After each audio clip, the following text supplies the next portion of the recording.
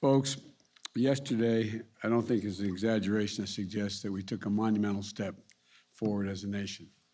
We learned that our economy created 5.6 million jobs since we took office in January 20th, reached an unemployment rate of 4.6%, 2 full years earlier than the vast majority of economists projected that would happen. And we're just getting started. We did something that's long overdue, that long has been talked about in Washington, but never actually been done. The House of Representatives passed an Infrastructure Investment and Jobs Act. That's a fancy way of saying a bipartisan infrastructure bill, a once-in-a-generation investment that's going to create millions of jobs, modernize our infrastructure, our roads, our bridges, our broadband, a whole range of things, to turn the climate crisis into an opportunity. And it puts us on a path to win the economic competition of the 21st century that we face with China and other large countries and the rest of the world. It's going to create more jobs, good-paying jobs, union jobs that can't be outsourced, and they're going to transform our transportation system with the most significant investments in passenger rail, the most significant investment in 50 years, in roads and bridges, the most significant investment in 70 years, and more investment in public transit than we've ever made, period. It's going to modernize our ports and our airports. I'm going to be going to some of our ports next week, and the freight rail, increasing that as a reason. I mean, look, we have bottlenecks across the country. We're doing so much with this legislation. It's going to make it easier for companies to get goods to market more quickly and reduce supply chains, bottlenecks, and now and for decades to come. You know, and according to economists, this is going to be ease inflationary pressure, not increase it, ease inflationary pressures by lowering costs for working families. It's going to create jobs replacing lead water pipes. So every American, every child can drink clean water, improving their health and putting plumbers and pipe fitters to work. How long have we been talking about that? It's a gigantic issue. Jobs, making high-speed internet affordable and available everywhere in America. And you heard me say this before, but I apologize for repeating myself, but no parent should have to sit in the parking lot of a fast food restaurant so their child can do their homework because they have no internet connection except to go off of what's going on and with that internet connection from the fast food restaurant. This is going to make significant historic strides to take on the climate crisis. Some of you were with me when I was recently in Scotland at the COP26. What do people keep asking me? Are you going to fund this? Are you going to fund it? Are you really going to do what you're saying? Well, this gets along a big step along the way of doing it. We're going to build out the first ever national network of charging stations all across the country, over 500,000 of them, so that you can make a real, and auto companies are made a commitment that we're going to make 50% of vehicles electric by 2030. So you'll be able to go across the whole darn country, from East Coast to West Coast. Just like you can stop at gas stations now, these charging stations will be available. We'll get America off the sidelines on manufacturing of solar panels, wind turbines, battery storage, energy and power for electric vehicles, from school buses to automobiles. And it will reward companies for paying good wages and for getting materials for their products from right here in America. And America exporting and providing the rest of the world with these technologies that are generated here in the United States as we go green around the world. It also makes historic investments in environmental cleanup and remediation. It builds up our resilience against superstorms and droughts and wildfires, hurricanes. You know, you've heard me say it again. I apologize for repeating myself, but $99 billion in losses last year because of climate crises. Not in America. $99 billion it cost the taxpayers of America. It represents a blinking red code out there for our nation. Vice President Harris and I look forward to having a formal signing ceremony for this bipartisan infrastructure soon, but I'm not doing it this weekend because I want people who work so hard to get this done, Democrats and Republicans, to be here when we sign it. But we're looking more forward to having shovels in the ground to begin rebuilding America. And for all of you at home who feel left behind and forgotten in an economy that's changing so rapidly, this bill is for you. The vast majority of the thousands of jobs that will be created don't require a college degree. There'll be jobs in every part of the country: red states, blue states, cities, small towns, rural communities, tribal communities. This is a blue-collar blueprint to rebuild America, and it's long overdue. I'm also proud that the House took a big step forward to pass my Build Back Better Act, which for the week of November 15th, they're going to be taken up. They went through the procedural mechanisms to ensure that occurs.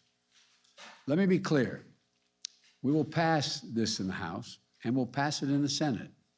The Build Back Better Act will be a once-in-a-generation investment in our people, getting America back to work by reducing the cost of child care and elder care, and getting millions of women back in the job who have to stay home because they cannot afford the child care or the health care for their parents, providing universal pre-K for every 3- and 4-year-old child in America, and increasing their academic achievement potential significantly,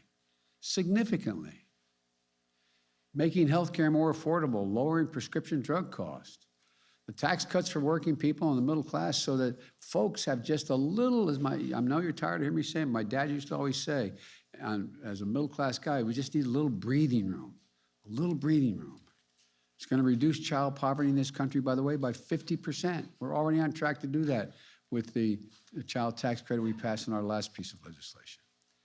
And this bill is fiscally responsible. That's a fancy way of saying it's fully paid for. It doesn't raise the deficit by a single penny, and it actually reduces the deficit, according to the leading economists in this country, over the long term. And it's paid for by making sure that the wealthiest Americans, the biggest corporations, begin to pay their fair share. Again, you've heard me say it 100 times. Why should 40 or 55 corporations made over $40 billion in the last couple of years, why should they pay zero in tax? I said, I'm a capitalist, I'm not a socialist, but the bottom line is everybody should pay their fair share. Zero in taxes? Come on. And keep my campaign commitment, it does not raise a single penny in tax for anyone making less than $400,000 a year. Say it again. Folks, no matter what they tell you, you're going to find out. This will not affect your taxes one little bit and having to pay a penny more if you make less than $400,000 a year.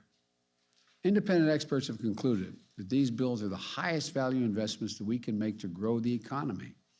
It's going to create millions of jobs, increase productivity and wages, and reduce costs, and generate significant and historic economic growth. Again, the press is here. The poor people have to follow me all the time. They've heard me say this a lot.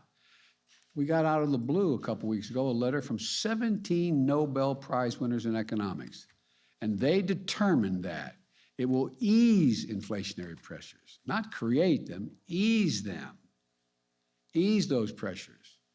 And for the economy, it recognizes that we face an inflection point. For most of the 20th century, we led the world by a significant margin because we invested in our people. We invested in ourselves. You've heard me say it 1,000 times. Jill would say, and my wife says, any country out education is going to outcompete us. We invested in education. We invested in health. We invested in things that affect people's opportunities to succeed. We built an interstate highway system, which led to the best roads, bridges, airports, and transit systems in the world.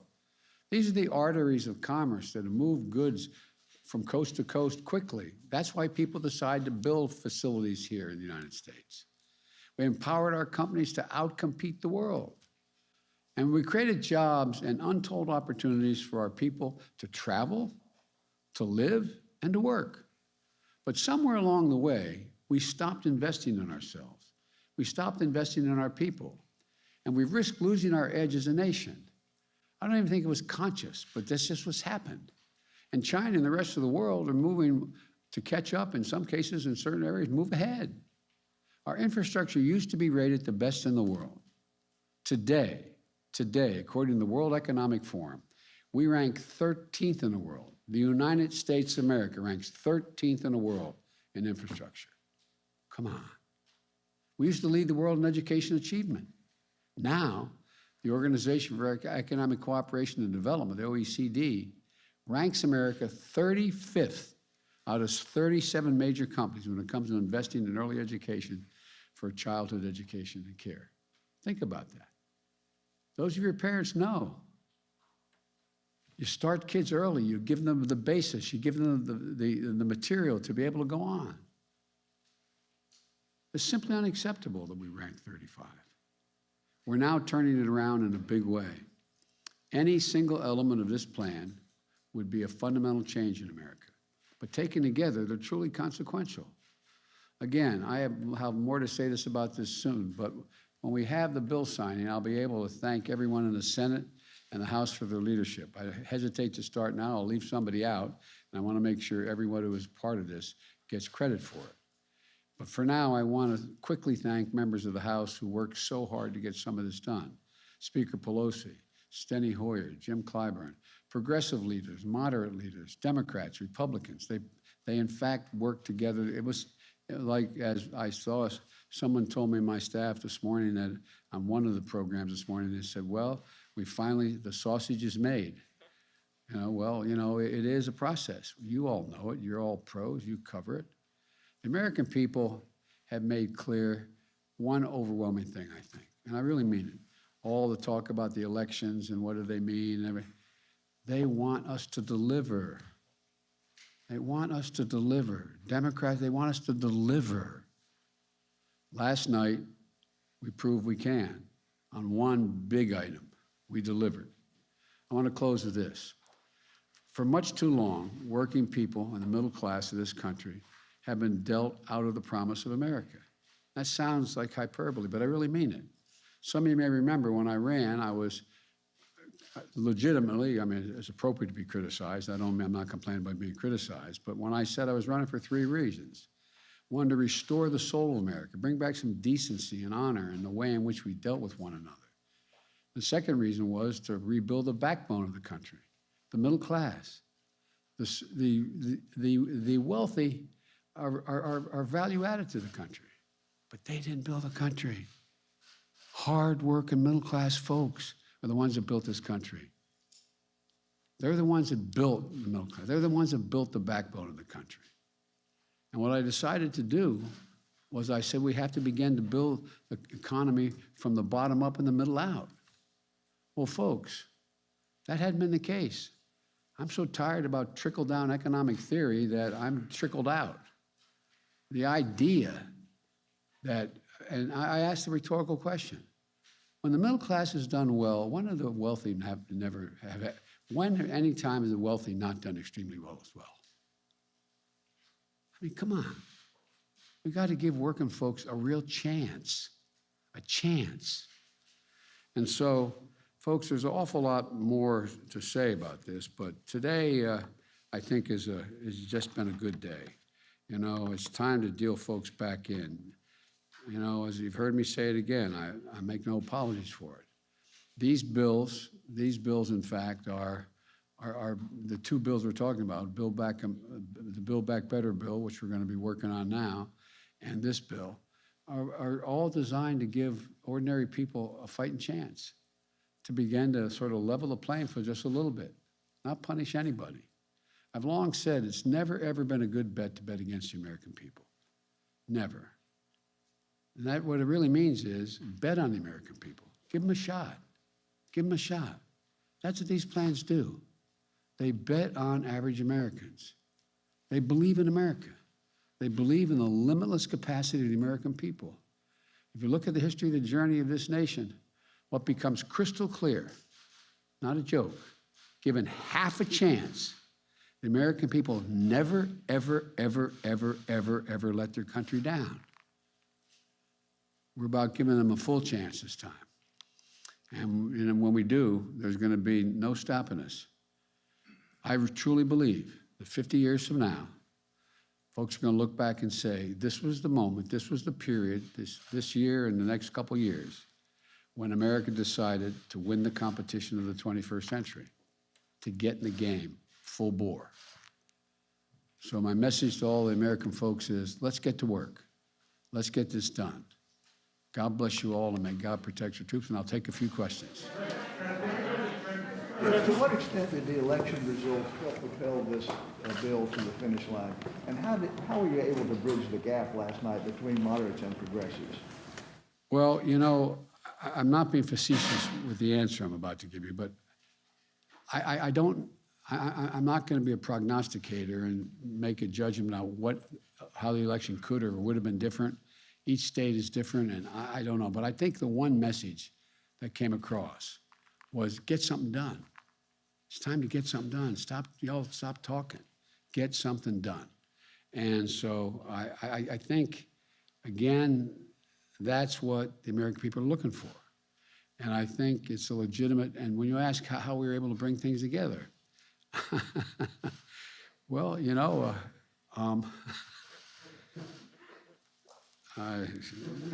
look, all kidding aside, I believe everybody in the process is entitled to be treated with respect.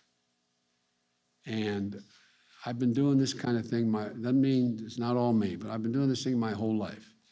I've been able in the Senate to put things together when people said they couldn't be put together, just by making the overwhelming point that you can't have all you want. It's a process. There's no one piece of legislation that's going to solve everybody's problems. So I spent a lot of time, as you probably heard, with a lot of people, both political parties and within my party, saying, look, if we move on what's here in this bill, that is the infrastructure bill, it is a game changer in a half a dozen ways. The fact that it has too much of what you don't want and more than and not enough of what you don't want, just let's be reasonable. Let's take a look at this. Let's do what we all agree at a minimum is in the interest of the American people. And if you want to add more, we can fight about it later. Or you want to subtract some of it. I've never voted for a major piece of legislation, an omnibus bill, that I was for every piece of it. People say, well, how do I explain this? I said, well, you explain to the American, your constituency, and I'm not telling you how to do it, but you go home and say, this is what it did. It had one piece in here, there's not enough money for this, or there's too much money for that, but overall, this has been a gigantic benefit to my congressional district. And so I spent a lot of time taking questions from both, and by the way, everybody at the end of the day, I have to admit, dealt with me fairly. I mean, and part of the process, and it's probably more than you need to know, but part of the process is getting to know all the people personally again. I've been out of government for 4 years. I used to do this every day. I used to know about everybody's district I was working with when I was vice president. I know them and call up and say, hey, Charlie or Harry or Mary. And so it's getting to know a lot of these people, to build trust. Because everything I say I'm going to try to do, I will try to do. And I think that's also part of the process. And so hopefully it can continue. Mr. President, you just alluded to it there, Mr. President. 2 questions. You are arguably the most legislatively experienced president we have ever seen. But to get this first agenda item over the finish line, you needed Republican votes. Sure. You are not going to have Republican votes, though, for your Build Back Better agenda. Isn't it doomed? And then my second question, Mr. President, OPEC Plus has snubbed your call to pump more oil. When will you respond with an SPR release? Well, first of all, I'm not anticipating that OPEC would respond, that Russia and or Saudi Arabia would respond. They're going to pump some more oil. Whether they pump enough oil is a different thing. There are other tools in the arsenal that we have to deal, and I'm dealing with other countries at an appropriate time. I will talk about it, that we can get more energy in the pipeline, figuratively and literally speaking. And I don't start off with any assumption that I can't get anybody to vote for anything. And so I mean this sincerely. I think what's going to happen is we're going to see what happens in the Senate and whether or not I need only Democratic votes, which is a likely outcome. And the question is, can I get all of those votes? This is a process. And all along, you've told me I can't do any of it anyway.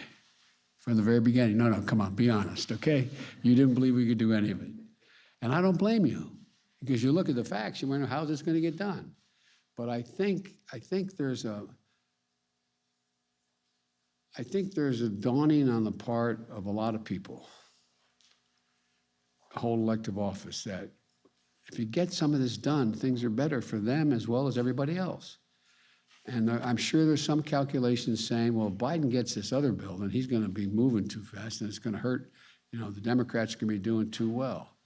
That's why I think we have to try to figure out how to make the case across the board as to, there's a lot of things we have to tackle yet, so. Mr. President, have you gotten assurances from moderate Democrats in the House and Senate that they are going to vote for your Build Back Better plan now that what they really wanted, the infrastructure bill, has passed? I'm not going to answer that question for you because I'm not going to get into what made what commitments to me. I don't negotiate in public, but I feel confident. That we will have enough votes to pass the Build Back Better plan. Mr. President, what gives you that confidence? Me. You were forced to scrub paid family leave from your framework a couple of weeks ago. I'm sorry? You were forced to pull paid family leave from the framework you released a couple of weeks ago. The House is putting it back in. Can you keep it in this bill when it makes its way to the Senate? Time will tell. I'd like to ask you real quick, sir, where do you stand? You said last week that this report about migrant families at the border getting payments was garbage. No, I didn't say that. Let's said get it straight. You said everybody coming across the border gets $450,000. The number was what you had a The problem number with. I was referring to. Okay. Now, here's the thing. Sure. If in fact, because of the outrageous behavior of the last administration, you coming across the border, whether it was legal or illegal, and you lost your child, it's gone. You deserve some kind of compensation, no matter what the circumstance. What that will be, I have no idea. Yes. DOJ negotiating a settlement. Mr. President, two questions. You referred to China twice in your comments, and yet we haven't heard anything about the China bill, which is really the third element of what you're hoping to do here. It's been through the Senate, has not yet come up to the House, and it would seem that that is the one that is more key to our competitiveness. So I was wondering if you would talk a little bit about that, and then also tell us how you're feeling right now about the Iran deal, since it looks like you're going to go back to discussion at the end of the month.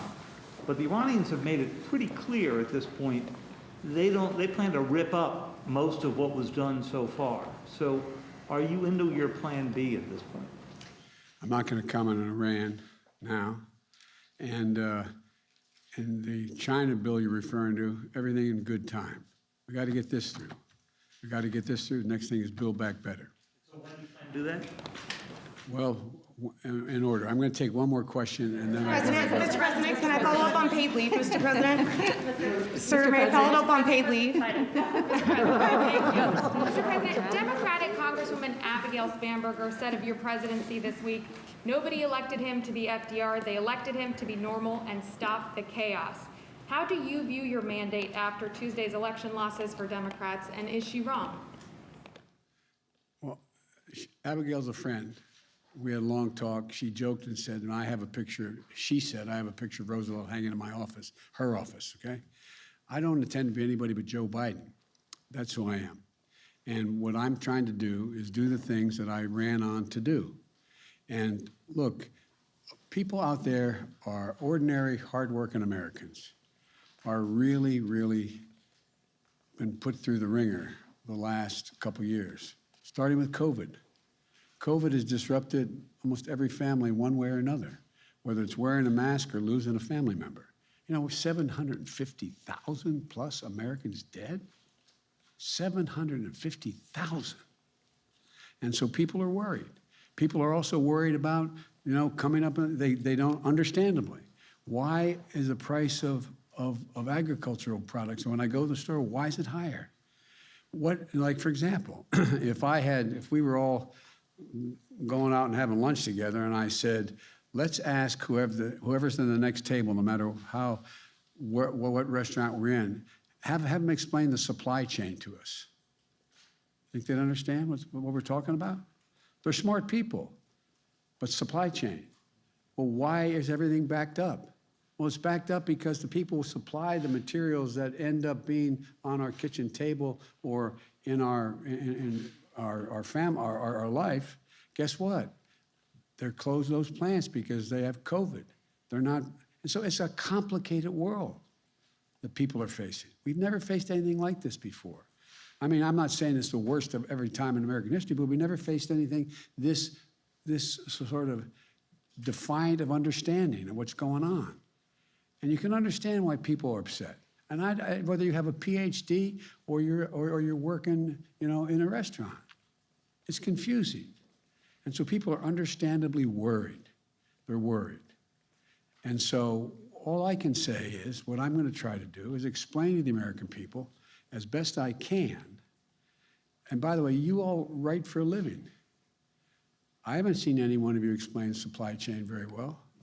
No, I'm not being critical. I'm being deadly earnest. When your editor says, explain the supply chain, okay? Lots of luck in your senior years, my coach used to say. But I sincerely mean it. This is a confusing time. Confusing time. Think of all those children who may have lost more than a year of education by only being out one semester. Think of all that's going on in terms of access to everything from when you go back to college, if you're in college, you go back to college, where you have to wear your mask, or who's your roommate? This is a confusing moment.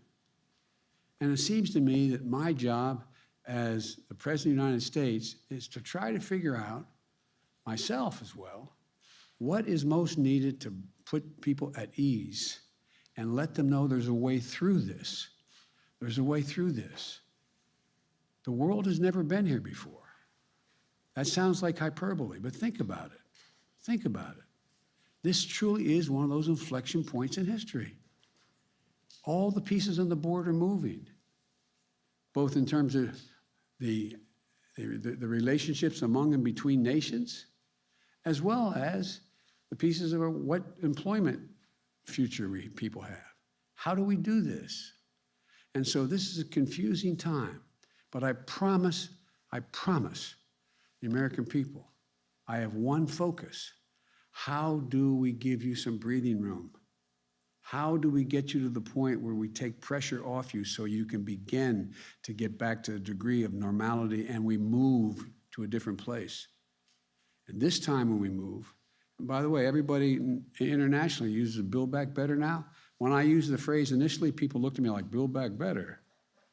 Well, what it means, we're the only country in the world gone through a crisis, that goes through a crisis and come out better than we were before the crisis occurred. That's building back better than it was before. And so this is a process. And I just, we're going to see. Take it every day, every moment, one moment at a time. I'm going to get in real trouble. This is the last question I'm taking. You can decide who I'm pointing to. Do you expect to see the impact of the infrastructure bill? And when do you think the Build Back Better bill will be passed? By Thanksgiving, Christmas? I don't want to make your job easier. I don't want to give you, I know the answer exactly when it's going to be passed. And I know exactly how it's going to. The impact from this bill. So Well, they'll see the effects of the bill, this bill, probably starting within the next 2 to 3 months, as we get things, shovels in grounds and in the ground, and people being told they're going to be working, doing the following things, and things are going to move. It is a bill that's paid out over a number of years. And so, but the biggest thing it does is give people you're going to have people going, oh, okay. Oh, I guess I'm going to be able to keep my job, or I'm going to be able to get a job doing that, or I'm moving. So I can't tell you that any of that with precision. If anybody can, then they ought to go into fortune telling. But it's going to be a provision, a bill that is going to have a profound impact over time. It's a little like, and I'll end with this, a little like when we first came to office. And a lot of this has to do with this lady right here, the vice president. It's not all me. I feel I used to stand there and have to listen to the president. She's got to stand there and listen to the president, but she deserves an enormous amount of the credit. But here's what the deal. When we came to office, we were told virtually by everybody, you can't get this economy moving. Remember when they told me there's no way I could get, 2 million shots a day into people's arms in the beginning. There's no way I get 200 million, so no way I could get the vaccine. There's no way, no way, no way. It's understandable. I'm not criticizing people who said that, because these things have never been done before. It's never happened before. And so we got to work. I agree, I am a congenital optimist, but it's because I really mean this. I have enormous faith in the ingenuity and the integrity of the American people. I'm not joking. I have enormous faith in them because I'm convinced we're the most unique country in the world. Not because we're all so smart and the rest, but because we're the only country that's organized based on an idea. We really mean it. We haven't lived up to it, but we hold these truths to be self-evident. All men and women are created equal. Basically, give everybody a shot. And I really have faith in the American people. I know we're divided. I know how mean it can get. And I know there are extremes on both ends that make it more difficult than it's been in a long, long time. But I'm convinced we let the American people know that we're committed to enhancing their ability to make their way. We'll all do better. Thank you all so very much.